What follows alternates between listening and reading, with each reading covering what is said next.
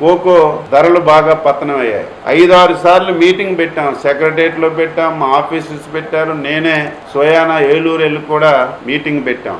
రైతులందరితో మాట్లాడాం. 450 రూపాయల కంటే ఒక పైసా కూడా మేము ఎక్కువ ఇవ్వలేం, ఎక్కువ ఇచ్చి కొనలేమని వారు స్పష్టంగా చెప్తే మేము కంపెనీ వాళ్ళకి చెప్పాం, మీరు 500 కొనండి, మీరు ఒకవేళ ఇవ్వలేకపోతే ఆ 50 రూపాయలు మేమే ఇస్తామని చెప్పి ఏదైతే ఆ 50 రూపాయలు కూడా ఇంతవరకు కోకో 465 మెట్రిక్ టన్నులు ఇంతవరకు కొనుగోలు చేశారు కంపెనీలు. మిగిలినటువంటి 745 మెట్రిక్ టన్నులు ఉంది.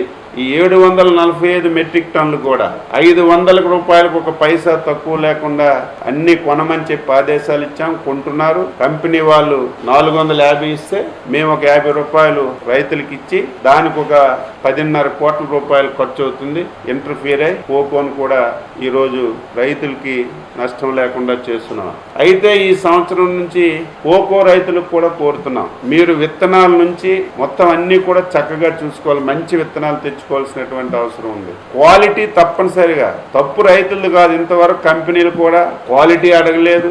ఏది ఉంటే అది రాత్రి పగలొచ్చి మొత్తం ఎత్తుకెళ్ళిపోయారు. ఈ సంవత్సరం ప్రాబ్లం వచ్చేసరికి క్వాలిటీ చూస్తున్నారు కాబట్టి దీనివల్ల ఒక సమస్య వచ్చింది. ఇక నుంచి మేమే రైతులకి ట్రైనింగ్ క్యాంప్స్ పెట్టి ఇటువంటి విత్తనాలు బయట ఉన్నాయి తీసుకొచ్చి క్వాలిటీ కూడా మెయింటైన్ చేసి తప్పనిసరిగా రైతుకి ఈసారి నుంచి ముఖ్యమంత్రి గారు స్పష్టంగా ఆదేశాలు ఇచ్చారు. ఈ 3 పంటలే కాదు, ఏ పంట అయినా సరే ఇటువంటి సమస్య వస్తే ఇమీడియట్ గా మనమే ముందుండి రైతుకి నష్టం లేకుండా చేయవలసినటువంటి బాధ్యత ఉందని స్పష్టంగా ఆదేశాలు ఇచ్చారు. ఏ పంటకైనా సరే మనకి తప్పనిసరిగా క్వాలిటీ అనేది చాలా ఇంపార్టెంట్.